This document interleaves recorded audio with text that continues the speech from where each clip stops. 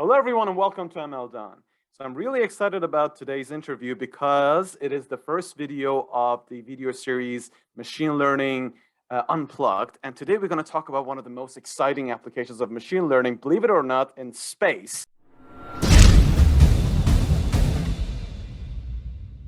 Our guest today is James Murphy, who's really deep into the details of how you should design a machine learning algorithm that's going to be deployed in space, and what are the constraints, what are the things that you need to be worried about.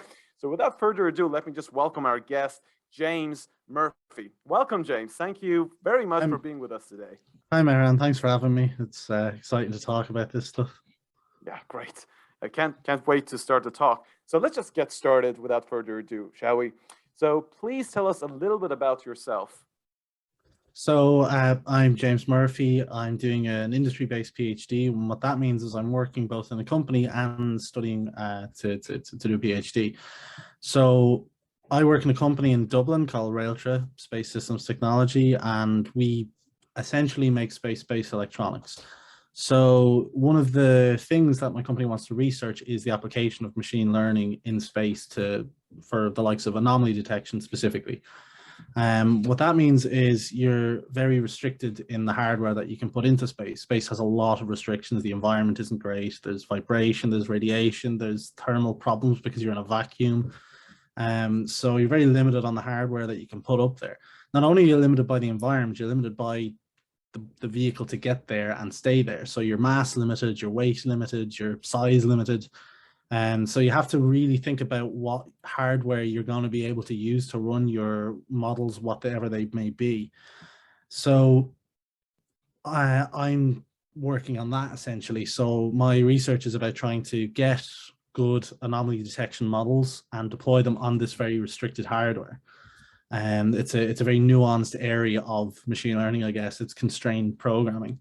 So essentially, yeah, that's what I'm working on at the minute. My background is I have an undergrad in physics. I did a master's degree in space technology in UCD, and that led me then on to the company that I'm in at the minute, who's now sponsoring me to go back to do the PhD. Okay. So I presume I was going to ask you what brought you to the space industry, but I didn't know that you had done your master's degree in that particular degree. So that I didn't know even that there is a program with that title. That's very interesting. And I suppose knowing physics provides you with a very strong foundation in terms of the mathematics of things and the design of the hardware implications, whatever it is, right?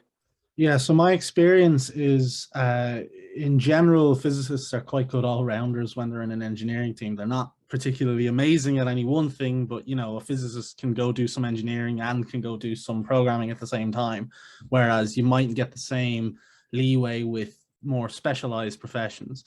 And that's, again, one of the reasons why it worked out really well for me. So I went in and I got a job straight out of college in Railtra, and my job was working on the control software for the camera kit on it was recently launched on the James Webb Space Telescope. So that, I'm sure a lot of people have seen it. It was a very popular video, and I helped develop the camera system for that and led the development of the software for the control system. That then led me on to more sort of software intensive things, and one of them being machine learning. Then that led our company down the route of, well, we know the people that have put stuff in space that can run machine learning algorithms have contacted us to help build their boards, so why not make a collaboration with them and develop our own system to launch with other missions? And that's kind of what this PhD is about. It's about the development process, both hardware and software, of a system that can run machine learning models, algorithms in space, with all of the constraints that we discussed earlier. All right, so you notice, you mentioned anomaly detection. So I actually did basically my PhD in anomaly detection as well. And so I'm familiar with the topic. So just for our audience, I mean, the anomaly detection is very interesting because the assumption is that there is not many anomalies, samples of anomalous events in our data set. and we've got loads of data regarding the normal status of a given system. And so you've got this highly imbalanced data set where you've got so much data for the normal condition, and you have only teeny tiny bit amount of data for the anomalous kit because it's just they're either rare or it's expensive to get samples from that sort of rare event. But I wonder, when it comes to anomaly detection, why in particular, maybe in what you're doing, James, why is it really important in space? And more specifically, why is it so important in what you're doing at the moment? So to sum it up into a single tautology, if something breaks in space, you can't go up and fix it. So the whole point of detecting these anomalies is to ensure that if something does go wrong, that we can react to it with enough time that it doesn't cause a cascade of damage in other subsystems. Now, the holy grail as such of where we want to go with this is prognostics. So we're able to detect a problem before it's a problem, and we can react accordingly. So the current standard in space is sort of what they would call smart FDIR system. So FDIR is failure detection, isolation, and recovery. So that's essentially in terms of, I guess, machine learning, a dumb system that maybe has thresholding that sees, oh, the voltage has spiked above a certain point. That means something's going wrong, so we need to shut everything down. That's the standard that's in space now to deal with this. But it's not very how would you say, malleable in terms of mission status. So the idea of developing a machine learning model is so that we can deploy it on any mission, essentially. So you're not limited in terms of mission size. So if you have a CubeSat board, which is, for those who don't know, 10 centimeters by 10 centimeters, so a very small board, running your model at maybe 2 watts, you can put that on any mission. You can put that on something as small as a CubeSat or something as big as a deep space mission. So it sort of gives a bit of leeway in terms of what you want to do with your model. So you can, as I said, deploy it on a small mission or a big mission. You can scale it up or scale it down, and it means that you can mass produce your board and reduce the overall cost to your customer if you're able to do this.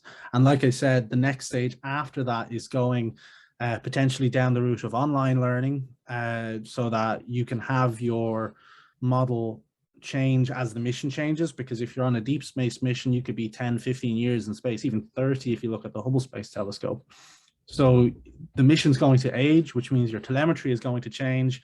And if you weren't retraining your algorithm or your models, then you'd lose accuracy substantially. You'd be classifying what is now nominal as anomalous behavior. So if you're able to implement an online learning method for this, you can extend the lifetime of the mission again by continuing to monitor your anomalies, or again, if you have some prognostics algorithms, increase the lifespan of the mission. And the reason this is all really important for space is cost. I was recently looking at, just for an example, a specific type of resistor. The non-space version was less than 1 cent. The space-ready version with the same footprint was over €400. So there's a substantial difference in price when you're making sure something can survive and maybe putting a net under something that you're not very sure on. So that's kind of one of the reasonings behind this, is to reduce the overall mission cost by saying, well, we have a safety net below, so that if we can sort of reduce our risk factor in one area and also increase our risk factor in one area, but also reduce our costings. But you don't increase your risk all that much because you have the safety net of your machine learning algorithm below to catch any failures. So you don't mind failures as much when you have something there to catch them. So it seems like you're always in a battle of a compromise between the size and basically, I suppose, the cost and the accuracy. Like you're always in a battle between the two, which I think probably could result in more creative solutions, because it's always under constraint that you start thinking about, okay, how can I just sort of circumvent this particular hurdle and yet not sacrifice the accuracy. So in terms of the limitations. You mentioned the limitation in terms of, I think, energy for these machine learning algorithms to be able to run, and also in terms of the size. Let's just dig a little bit deeper in that regard. So if you were to like give me a data set for space stuff, like do anomaly detection in space, I would just jump into like those pre-trained models, big resonance models, VGG16, whatever, sort of big neural networks, because I can. It's on Earth. We have computational resources and stuff, but I presume we don't have any of these luxuries in space. So let's talk a little bit about these limitations and like what is your approach in terms of addressing them? So size, like what sort of models you go after, energy, again, what sort of models you go after, pre-trained models, non-pre-trained models, neural networks, non-neural networks. What is your approach in addressing these concerns? So one thing that you have to remember when it comes to the anomaly detection in space is that we're looking at satellite telemetry, and satellite telemetry tends to be high frequency, and when I say multi-channel, like in the order of like hundreds or thousands of channels. So your data set is very different to what you would normally get in our standard time series data. The model is highly dependent on the data set, as you would expect, and one of the experiments I'm going to be looking at in the future is pre-processed versus raw data. So we're going to be looking at time series data. Do we use the raw data to feed into our model, or do we pre-process it? And that's a very big question, because pre-processing takes a lot of power. You usually need a reasonably powerful device to pre-process, for example, audio data. We're using audio data at the minute as analogous data to satellite. So for example, I'm currently working with the Mimi machine sounds data set. So it's a good analogy to satellite data in that context. So one of the experiments, as I was saying, is to compare inputting raw data or pre-processed data, because if we can save that pre-processing step and not lose a lot of precision with our model, then that's very good for us because it gives us more headroom. But inputting raw data may also put more strain on the model itself in terms of size and to deal with the unprocessed data. So that could be worse. And that's why that's an interesting experiment there. It's a good trade-off analysis. You tend to find that space missions are quite limited in terms of what power they can generate. So usually a CubeSat mission is always a good one to look at because it's the most constrained. CubeSats being particularly small, 10 centimeters by 10 centimeters by 10 centimeters is a 1U CubeSat. So that's pretty small. There's actually a 2U CubeSat being made right now in UCD just across from where we are in Insight. And so if you ever go over, you can see how small these things are, because they tend to be launched in rideshare. So it's sort of an afterthought on the rocket that just gets ejected after launch or goes to the space station and they eject them from there. So they're very small and they're very compact, and they're always a good metric to use in terms of constraints, because they are the worst case scenario for something like this. So in terms of power consumption, the way we would treat this is that's more on the hardware end. So I published a paper on this actually last year, looking at the different edge AI boards that are out there, comparing what processing power they have and the power draw they have at that processing power, and comparing essentially the processing power versus energy consumed plot to say, well, here's probably the most efficient board that you can use, but again, you might be limited on your overall power budget. So the board that I'm looking at using for my work is it's the Intel Myriad 2. So you can actually get that in a regular form factor of the neural compute stick. I think the Myriad 2 is 1 TOPS per watt, so it's actually not bad for what it is. It's 6 years old now, and it's been already outdated. But the interesting thing about the Myriad 2 is that it is the only it was the first and so far the only machine learning chipset to actually fly in space. It was launched on FISAT-1 not that long ago, to do Earth observation, and the machine learning model on board was designed to reduce the downlinking telemetry from the satellite. So on Earth observation, you have a lot of images, so it's a lot of data, and if you live somewhere like Ireland, most of that's going to be cloudy, so it's completely useless. So the idea was to reduce the data by removing the cloudy images using one of these models. So you would only downlink the images that weren't cloudy. And that resulted in greater than 90% reduction in their downlink, which was great for space because that's another limitation, is the downlink budget. So it proves that these sort of models can be deployed on small form factor and low power boards in space. So the next step is, well, how do we improve on that? How do we what's the largest model we can put on something like this and still have a reasonable inferencing time? I didn't know that.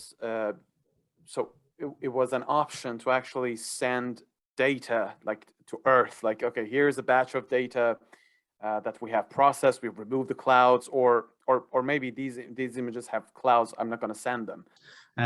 Usually this is done on ground. So you'll have an operator look at the image and decide, well, this section is cloudy, so they'll cut the image. But you've wasted your downlink budget coming from your satellite by sending a useless image to the ground for someone on the ground to decide it. So if you can do that in flight, you can reduce your overall downlink budget and potentially have, let's say, higher resolution images or less compressed images, depending on how much you want to send down based on your sensor. So it's a very interesting trade-off where you can say, well, you might lose some images that weren't cloudy, but at the same time, you're probably gaining more than you're losing by doing this. Okay, so if this uplink and downlink is an option, then I wonder, because you mentioned the idea of, okay, you need these models to get updated. I mean, if they're going to be up there for 15, 20 something years, they need to be sort of like the idea of online learning, basically, I think was what you mentioned. So I wonder, is it possible if we have this idea of uplink and downlink communication with the Earth, is it possible to actually have human in the loop sort of approach here, or like active learning type of approach, that a model might, for example, after 10 years of being deployed, all of a sudden is not quite sure about the particular data, say, okay, is this anomaly an anomaly or is it normal? Actually asking a user or an expert on Earth, like, look, this is weird. What do you think?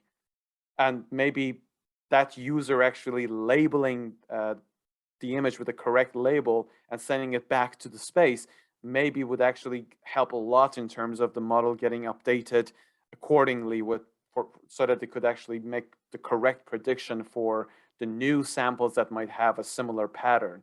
Would you say it's possible, or has it been done? So this again is something that brings it back to what type of mission you want to use. So, or whatever your use case is for your model. So for example, if you're in a smaller mission in low Earth orbit, which is quite close, so you will have good uplink and downlink, then yeah, you might be able to actually send models up and get results back directly that way from your telemetry. The problem is twofold. One, it's distance. The further you are away from the Earth, the lower your link budget gets. If you're in a deep space mission, you're barely getting a couple of bytes per second if you're lucky. I mean, that's basically what the link is from Mars. So it's, if you're in a deep space mission, you're not getting up and you're not getting back. But on top of that, the second point is more to do with how space missions work. So you might get away with changing something on the fly in a small mission, especially if it's something that the mission was designed to do. The issue is when you get onto the larger missions, because these are potentially multi-billion-dollar missions. You're not changing anything once that launches because it worked on the ground. It's been tested to death. You know it will work in space. The issue is, okay, time will pass. Your model might be as accurate anymore, but you're still not allowed to change anything because you are adding risk to the mission. And when it's something on the order of several hospitals, it's really difficult to argue a software change. I see. Wow. This is, I mean, this is where it gets real. It's really interesting. You have to test it to death before you actually launch Literally in these some models. cases, yeah. I mean, if you want to see, there's an interesting paper on the Myriad 2 that was made for FISAT. They published their test campaign as well for it. They brought the chipset to the super collider in CERN and put it in the electron beam to try and recreate cosmic rays annihilating the chipset. So they have a picture in the paper of them next to the electron beam in CERN with their chips in it. So Wow, there's a that's lot of crazy. testing like that goes on. It's one of the things that makes space hardware so expensive. Like I was saying earlier, a resistor less than 1 cent and a resistor €400. You know this one will work in space, and that's what you're paying for. Because, like I said at the start, you can't go up and fix it if something goes wrong, unless you're the Hubble Space Telescope. Wow, that's really crazy. So I mean, up to this point, we've talked more or less about some general ideas about the challenges of machine learning and deploying such models into space. Now, let's target a little bit more, machine learning related areas, like get a little bit more into the detail. So I think one of the questions that is really burning in the heads of some of the audience who are really deep into the details of designing machine learning algorithms is that, okay, what sort of machine learning models in practice are being designed to, to cope with all of these constraints? Yeah, no, that's definitely a good question. And it sort of comes down to, I guess, the question anyone has with anomaly detection. Is it going to be a supervised model or is it going to be an unsupervised model? Do you know what your anomalies are going to be, or is anything that's not nominal an anomaly? So that sort of defines which type of model architecture you're going to use. So just to use the example that I was speaking about earlier with FISAT-1, for their image analysis, they were using a convolutional neural network. It makes sense, it's image analysis. But it shows that you can still have that sort of convolution in your model, even on a low power board, which is kind of an interesting thing to say. Some of the other models that's been used, it's anomaly detection. So naturally, you're going to look at an autoencoder. And one of the good examples that has been used on satellite telemetry in terms of an autoencoder is an LSTM autoencoder. So you're able to essentially react to your anomaly a bit better with it. So this is sort of the area I'm looking at going down, because it makes more sense looking at unsupervised learning, because I don't know what the anomalies are going to be. I can get satellite data, but it's really, really difficult to get labeled satellite data. So it's actually an interesting problem that we're going to come up with, because if we're building a model, or not even a model, if we're building a chipset for a mission and they give us what their telemetry looks like, they're only going to give us nominal telemetry. So we're never going to know what their anomalies look like. And the downside to that is we can't give them any metrics on how well the model will perform. So it comes to an interesting point of injecting anomalies and making artificial anomalies to see what happens if I stick a voltage here, or poke this, or take this out in the circuit, and just to see how that would be detected as an anomaly. So in terms of architectures, like I said, it's the two schools of thought in anomaly detection between supervised and unsupervised. At the minute, I'm working on just a basic multi-layer perceptron model and a basic autoencoder model to try and just expand them out on the chipset that I have. I have a neural compute stick that I'm running these on, and see, well, what's reasonable in terms of inferencing time for a satellite. So so the way I can decide on my maximum inferencing time usually would be the time between telemetry. So if your satellite is sending telemetry every second, well, then my maximum inferencing time is a second. I need to have or less than a second. I need to have the answer on the previous telemetry before the next telemetry packet as such comes out. So I need to make sure that I know it's a lot faster than that, but just for a toy example, I know that's where my maximum inferencing time is. So that gives me my limit on how computationally intensive my model can be made. So how many hidden layers does it have? How many branches does it have? It really limits it in that sense. And that's my big limitation to it. And at the minute, my work is, like I said, based on just 2 basic models and trying to expand them out to see, well, how can I make these most precise? Because in terms of my work, because it's anomaly detection, precision is my most important metric. I don't mind if I misclassify something as a false positive. I do mind if it's a false negative. I need to know if it goes wrong. I don't mind if I say, oh, that's an anomaly and it's not. I do mind if it's on fire and I can't tell. So okay. So tell me something. So you talked about telemetry and like I have to like you have to be able to make a decision before the next telemetry comes in. So when you say you have to make a decision, you mean the chip, or let's say the algorithm that is in the satellite and is reading these data, it has to make a decision there. It's not about transmitting this data to Earth, right? yeah, so that's actually the interesting point with this, is that there's been work done on anomaly detection in space, but it's been on ground, on telemetry transmitted to ground. The interesting thing that we have is that we're doing this on board. So we are fed our telemetry packet. We look at that, we run it through our model, and we say, is this an anomaly?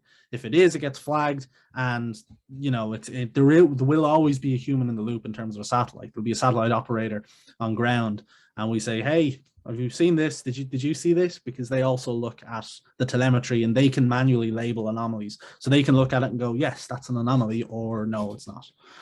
And so it's, like I said, it's more of a safety net and system that can reduce workload than something we're actually relying on for saying, yes, it's an anomaly right now, at least in terms of a first step.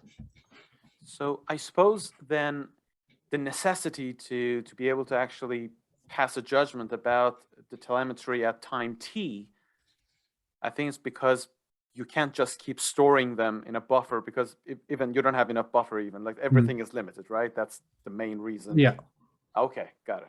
So, okay. Well, like I said, it's the first. This would be the first step. So if you're able to tell what an anomaly is, well, the satellite usually has some sort of, like I said, FDIR is failure detection, but it's also isolation and recovery. So it has to fix itself if something goes wrong. Otherwise, it's permanently dead.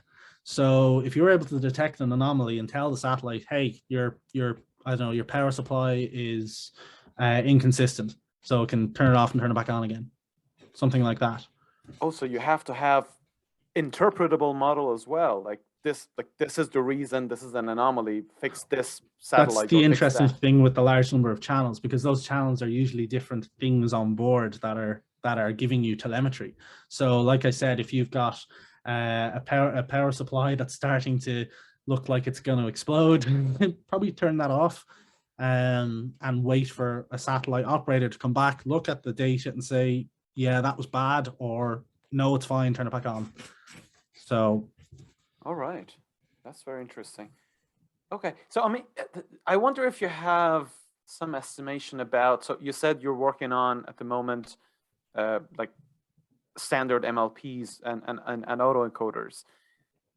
So I mean, it's very interesting because, so I mean, autoencoders are, people are usually use them for reconstructing the input, but I was surprised to know that not many people knew about the, like when I would share my work about anomaly detection with people who are not dealing with anomaly detection, they found it really interesting that you could actually use autoencoders to learn to reconstruct the normal data, and if it fails to reconstruct the normal data, it means there was something wrong with the normal data because the reconstruction error just jumped up. Now, I wonder, in terms of the number of parameters in these models that you're dealing with, do you have an estimate in terms of like how many parameters you have in these models that you're going to put in these small chips to be launched to the space? Like, is it in order of millions, thousands, hundreds? Well, I mean, the models that I'm using at the minute based on the MIMI data set is around 50,000. So they're not huge, but again, it's only a representative data set. It's not an actual satellite data set. Now, there are those data sets out there. I just started with an analogous data set and tried to build up models based on that to see, will this run at all? and the next step would be, well, okay, it ran with this, which it has done. It's run with these models, which is always really interesting. And I'm actually getting really fast inferencing time. I think what was it, 140 milliseconds or something on an inference. So for something that's very limited, that's a pretty quick inferencing time, especially when your data is coming, on the order of maybe a tenth of a second or 1 second. So you're there basically, but it's about refining it from that. Okay, if that so makes for sense. every input data, that was the order of inference time for you. So for one data of whatever dimensions.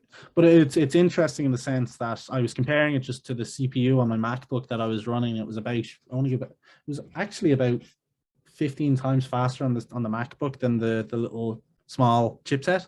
So, in the grand scheme of things, that's not that much slower, really. So it's interesting where I'm at the minute, though, that I'm about to move on to the satellite data to see, well, okay, my representative data was performing reasonably well. How's actual satellite data going to perform? It's really crazy because, I mean, the application of what you're doing is really challenging, like in itself, but not only are you dealing with all these constraints, but there's a temporal dimension to all of this, which makes it like 10 times harder. Time series data is like really, really challenging. I mean, some of the things that make sense in non-temporal data, like even the pre-processing steps that you take, all of a sudden everything changes in time series data. So that was very interesting in terms of the models.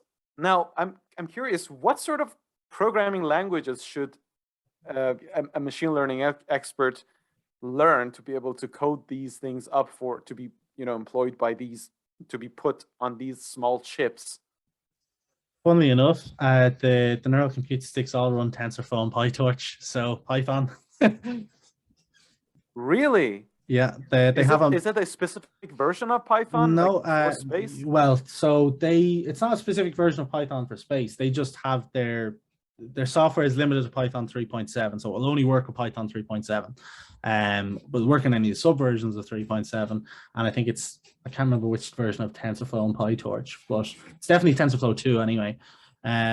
So if you want to write a model and put it on it, essentially you write your model as a .py file. They have a model conversion software that comes from Intel, which will wrap it in their version and optimize it for their system for that chipset. And it just puts it on the chipset, and then you can run your inferencing by sending data to the chipset. Because it is a commercial board at the end of the day. And that's what makes this area of space really interesting. It's called COTS, commercial off the shelf. Essentially, instead of making it a bespoke application for space and that definitely making sure it will work in space, you take something that might work on space, see if it will work in space, and put it in space, and it's a lot cheaper. And you have all of the support because it's a commercial product as well. So we're essentially just taking an Intel product and just putting it in space. And because the board that was put on FISAT has already been tested and qualified for space, like I was saying, going into CERN and doing the radiation testing, it means that if we just manufacture that board, we don't have to do any more testing for it. As long as we manufacture it the same way it was when it was tested, we can just put our model on that and put it straight in space. Something, as you were talking, I just remember a very specific type of neural network that has maybe not recently, but has sort of made a lot of noise about this whole energy efficiency thing, like lower energy consumption. I don't know whether they've been used for space applications, but so they're called spike neural networks. So, I mean, they're sort of try to mimic the actual biological neural networks, and as opposed to what we have in traditional neural networks, where a neuron would fire something regardless of whatever the hell it is receiving. It will always fire something. Lower value, higher value, some continuous value will be produced. But these spike neural networks actually would not fire unless a certain threshold has passed. And they also fire in patterns, like patterns of spikes, as they call. In neuroscience, these spikes are called like action potential. So that's what they're trying to actually mimic in biology. I don't know whether these networks, whether you've heard of them in terms of being used in space or not. Have you come across any sort of application of spiking neural So I've network? heard of them, but I haven't seen applications like that. One thing to remember about space, though, is that space tends to operate about a decade behind the rest of the world. Like having even using the Myriad 2 is quite revolutionary. That's only 6 years old. I mean, the command system that I was using for the that was writing C for the I was writing in C for the James Webb Telescope launch. The control software on that, even though I was writing in C, I was still constrained on memory. I had a whopping, what was it, 64 kilobytes of RAM. So my code couldn't be longer than that. So Oh God. All right. Okay. Now, a couple of hundred megahertz, I think, was the processor speed. Jesus Christ. Yeah. Okay, now I'm beginning to understand the constraints in this world. It's far more than I thought, really. That's wow. That's really mad. All right. That was really interesting. So the next question that I had was like, what is the ultimate state-of-the-art application of machine learning in space that you have come across? The best thing, the best of the best. So there's a couple of things that are in the planning that I've seen. There's one where NASA is comparing a load of different edge AI boards. They're basically making a big tube of a load of different boards, and they're sending it to the space station to see, well, it works this well on Earth. How well is it going to work in the space station? Now, I don't know if they're putting it in or outside because they are two very different environments. Inside has to have people, so it's not that bad. Outside, on the other hand, is particularly bad. So I don't know what they're doing with the mission, but it's something that's interesting in terms of the hardware analysis.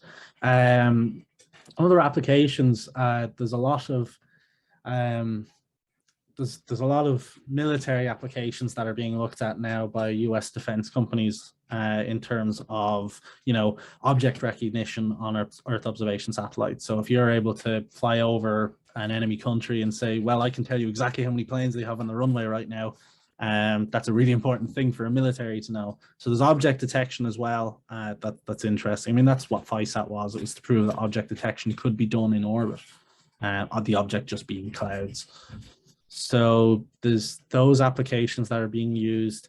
Like I said, it's a very nuanced area in space right now that only in the last 2 years people have really started looking at.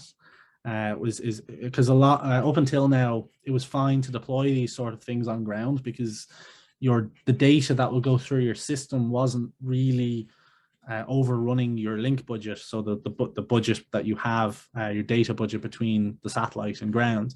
But now with more powerful hardware, you can run more data through it, and especially with the hardware that's coming now for space, where you can start deploying these things in orbit and saving your downlink budget, making your missions smaller, making them more reliable. So a lot of people are looking at doing this now, but it's, like I said, only in the last couple of years. So the cutting edge is pretty much not a lot, but it's what we're doing right now. Yeah, that's very interesting. Like the cutting edge in space is, as you said, like 10 years, like you know, before the actual cutting edge on Earth. So yeah, space needs to catch up then. As well, who knows? I mean, the technology is advancing, so hopefully Yeah, we'll I get mean, there. you look at things that you mightn't consider. SpaceX landing their rockets, that's a machine learning algorithm. So that's object detection. You have to see the landing pad to land at it. And so Yeah, there's interesting stuff like that. SpaceX takes more risks. They're not a traditional space company, so they say, well, if we blow up 9 and make one work, that's a good step forward. Whereas most space agencies have to justify blowing up 9 hospitals essentially in terms of Jesus. funding. So it's different mindsets in space, and you see the likes of SpaceX making these huge breakthroughs, and then the space agencies are left in the dust because they're 10 years behind. So, did I hear you right? Did you say blowing up hospitals? It's always an interesting metric to say because a space agency has to justify its funding, and because it's on the term of billions, a lot of the time it's, well, how many hospitals did that rocket cost? So if you're blowing up rockets, you're essentially not building the hospitals that could have, or the schools or whatever that could have been built instead of not physically blowing up hospitals. I see. So that's a well-known metric. Like how Yeah, many it's it's it's hospitals does it's this sort of a cost? joke, but it's yeah, because at the end of the day, the space agency has to have to justify their expenditure to the government, who also builds these things. So if you've blown up $100 million rocket or $1 billion rocket, um, yeah, you're gonna probably have to answer for that. I see. Wow, that was very very interesting metric. Like you could have used this money to build like 2,000 hospitals, and Mm. yet you failed in this mission, and now That was potentially the big problem with the James Webb Space Telescope. I mean, a $10 billion space telescope, if that blew up on the launch pad, there isn't another one, and the 10 billion still gone. I So see. Yeah. Jeez. Okay. So let's say we have trained this machine learning algorithm and we put it on a chip and now it's in space. Apart from the whole satellite blowing up for some reason, and barring act of God, uh, what is the worst thing that could happen? there's a lot of things that you have to consider with missions like that. It depends how integral you are to the satellite. If you're actually part of the mission where your control system has control over the, let's say, the isolation and recovery section, where it has the power to turn itself off and on again. If you turn it off and you don't, and it's not ready to turn back on, it's not turning back on. So like that, for example, that was an issue with the Hubble Space Telescope recently, where they really didn't want to do a hard reset like that in case it didn't turn back on. Thankfully it did, and it fixed the problem as well. But if you're, classifying anomalies left, right, and center, it's all going haywire, and you just turn it off, and it turns off. Well, then your mission's dead, and it didn't need to be dead. So if you cause something catastrophic to the mission, that's pretty much the worst case scenario. Wow, wow, wow, So you wow. have to be careful with your classifications as well and your model. You have to make sure that it's essentially qualified on ground before you launch it. Put it on there on the satellite, see if it works on ground. Is it detecting everything as anomalies? If not, then it's probably fine. So I wonder, because you're doing your PhD here in Ireland. So in terms of the Irish space industry, where are we? So things are changing in Ireland right now in terms of the space industry. A couple of years ago, it was essentially non-existent. Technically, the company I work for, Railtra, is the only space-only company in the country. There are a lot of companies that have space divisions within them. Some multinational companies like Curtiss-Wright from the United States have divisions in Ireland that make space products. In fact, that was actually one of the products we used on one of our launches. But the actual industry in Ireland is still very much in its infancy. There's a lot of room to growth. We have a European Space Agency business incubation office in Cork. It's in Tyndall. We have a lot of support from the European Space Agency. We've increased our funding to the European Space Agency quite substantially over the last couple of years. We've doubled it in 2 years, essentially. So there's a lot of funding going into space in Ireland at the minute. And ESA has an interesting policy called geo return. So for every euro you give to the European Space Agency, they'll give back to your country in terms of contracts and jobs. So currently Ireland funds over 20 million a year to the European Space Agency. So that means that there's 20 plus million euro a year up for grabs in terms of contracts and jobs. So if a company wants to apply for a contract from the European Space Agency, it helps to be from a country that is in let's say, an overfunding position like we are in Ireland. We spend more than we get back, so we get pretty much any contract we ask for. So it's definitely a growing industry in Ireland, and there's a lot of opportunity here for it. But Ireland's been a member of the European Space Agency since the early 1970s. We've been hugely part of all of their missions. We made some of the very important components for the Rosetta mission that landed on the comet. We've made parts for the Ariane launchers in Ireland. So we're very integrated into the European Space Agency, despite the size of Ireland. And we do fund it a lot again for our size. As I said, we've doubled it in the last couple of years. So It's definitely an emerging industry in Ireland, and there's a lot of people getting into it now because it is something that's growing at such an exponential rate here.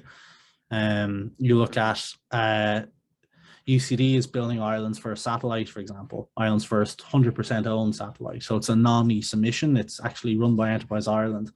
UCD is building AirSat 1. So just around the corner from where we are. Wow. All right. And in terms of, so you mentioned new jobs. That's a very good point. Is it fair to say that, let's say someone has, is an expert in machine learning, for example.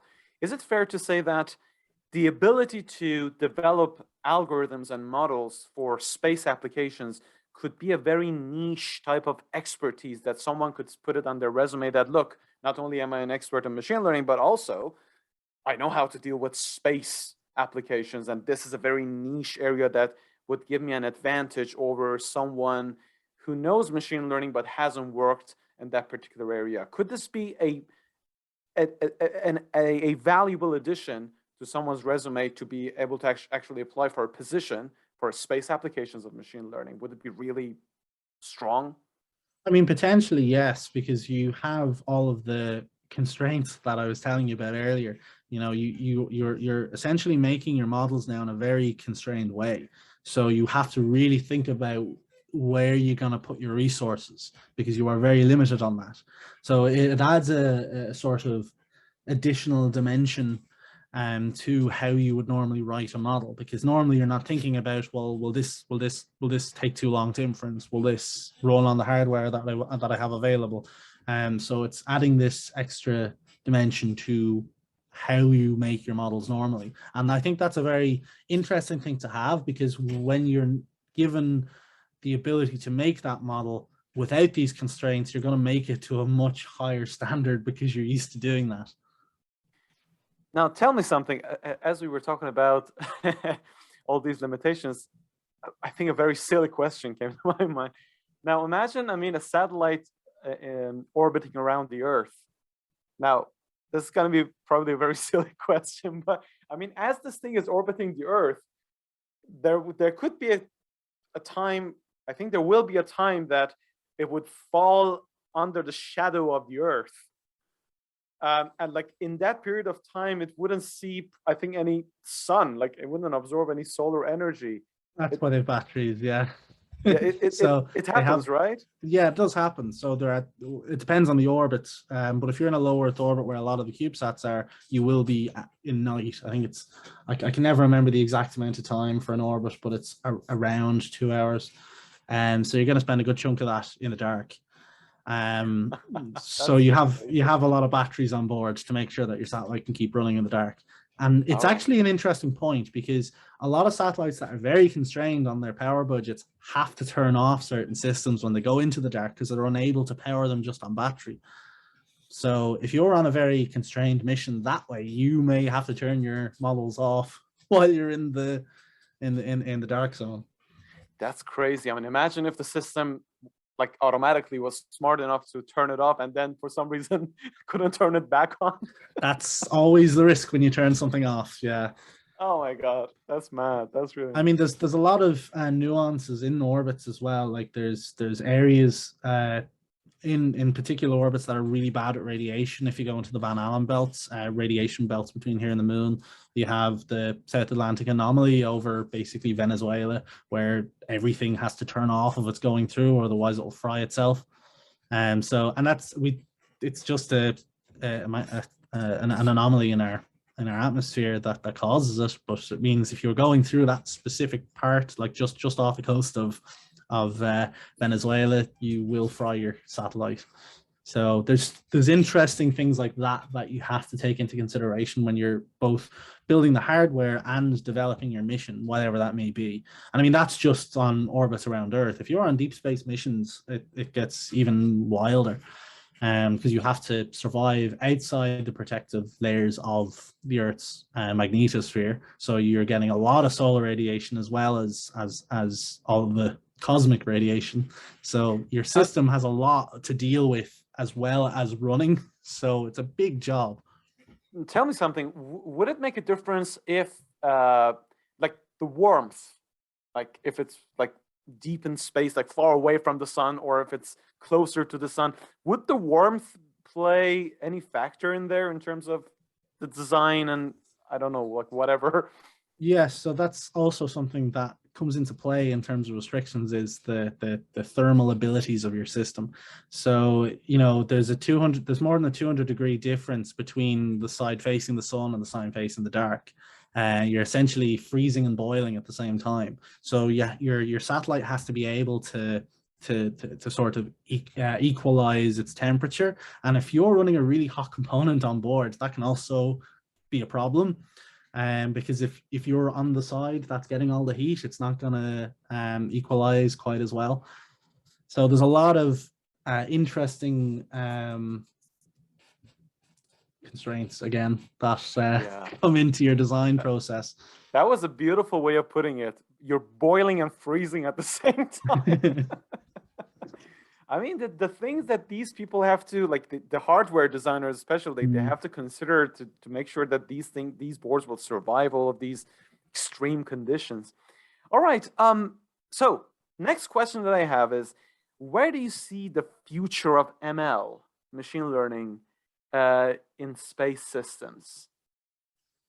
So it's an interesting question because there's a lot of potential applications for it, in terms of, you know, vehicle control for launchers, for even rovers on Mars or the moon, to have self-driving systems. I mean, the cutting edge, if you were going to say the cutting edge of machine learning in space in general, was the helicopter on the Mars rover. That's using machine learning to fly. So we've literally had a vehicle fly on another planet with machine learning as the pilot. Wait a second. Wait a second. A helicopter? Yeah, it's a little drone that they sent with the rover. Tiny little thing, but it's designed to fly in Mars's atmosphere, which is, you know, very, very thin. So the propellers spin really fast. But yeah, they fly it with the machine learning model, to try and see around them. And then I think that, you know, that's really where the cutting edge is. If you're going to pick one thing that is the cutting edge of machine learning applications, it's not in space, it's on a planet, but it's not terrestrial, let's use that word. It's probably the Perseverance rover with its helicopter. So this has happened. This yeah, helicopter. Yeah, you could probably find a video of it. That's and mad. It didn't crash, which is even more impressive. Wait a second. So there is this helicopter on with a satellite. There's this helicopter. So they're flying together, not attached. So the way it works is the rover is on Mars. It's a ground-based rover, and they launched it with a little drone. And essentially, when it landed and the rover drove off the landing pad, it deployed its drone onto the ground and drove off. And then the drone just flew over to it. Wow. That's amazing. That's crazy. Gee. Wow. I didn't know we were there. I mean, we're talking about self-driving cars where we already have self-driving drones in Mars. Yeah. All right. So more specifically to your career, I'm curious, what is next for you in your space career? Maybe after your PhD, like where do you see yourself in the upcoming years? I mean, that's definitely a good question. That's what I think I have to ask myself a good bit as well to really define. I do think there's a lot of applications for machine learning in space, and I think it is a very nuanced area that there's not a lot of people that have the background in it to sort of just take up something and go. I think there's a lot of different applications where it's going to start coming forward with higher power hardware, space ready hardware that you can just deploy your models on. So there's going to be a lot of missions where you'll require a board, you'll require a model. So there's going to be a lot of people in demand to write them, especially if SpaceX does what they're planning on. If they really do get Starship working the way that they said they will, that's going to put more, I think, what is it they're aiming for? They're aiming for more tonnage in orbit in 1 year than the entirety of humanity since we've launched our first thing into space.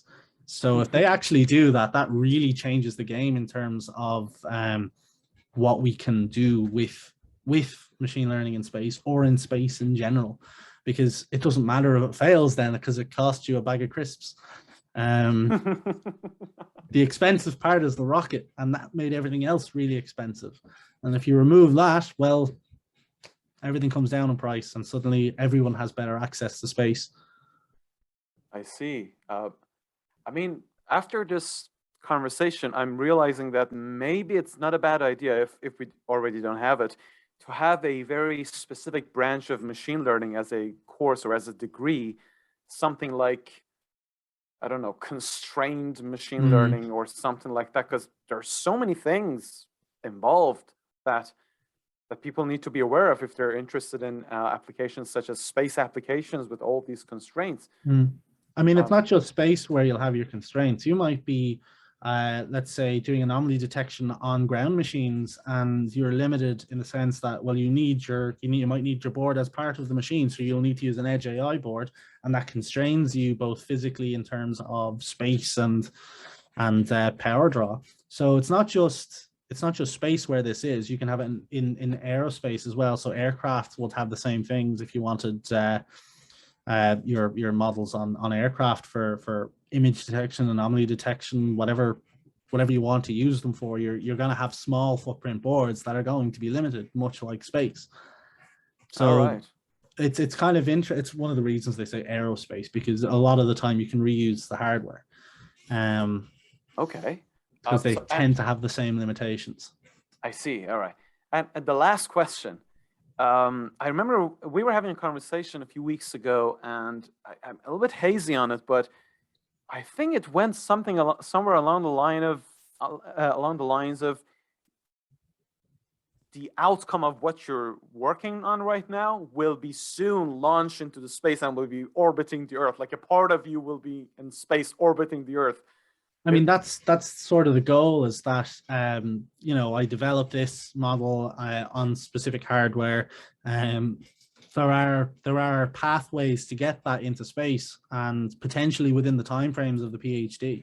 There are small sat companies in Europe and America where you can pay to have your payload hosted on board. So if we have, because we already have the boards, essentially, we have the space boards, we just need to build them. We have the rights to build them. We just need to actually make one.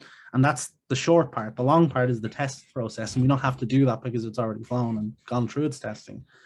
So we can buy a ride share on another small satellite, put our board on it, and let it do its thing and see what happens. And because it's evolved to the stage where it is now, that could happen within the timeframes of what I have left on the PhD. Oh my God. That would be like the ultimate outcome. Like, not only will you have your thesis ready, you can also say, maybe on the day of the defense, as we're speaking, the thing is actually orbiting the Earth. That'd be really nice. So listen, James, I mean, that was indeed a pleasure. I really enjoyed the interview. I hope that you also enjoyed the interview. Definitely, yeah. And really, really thank you so much for your time and for being with us today. I will put a link to your paper in the description to the video, so people, if they're interested, they could just go and read the paper. I'm sure many people are interested to learn more about the space industry and machine learning. Hopefully this conversation has made people more aware of these of the implications of such applications, as well as maybe interested in following up on these particular applications of machine learning. So James, thank you so much for your time. And thank you for having me. It was great to talk about it. Perfect. Mind yourself now. Bye.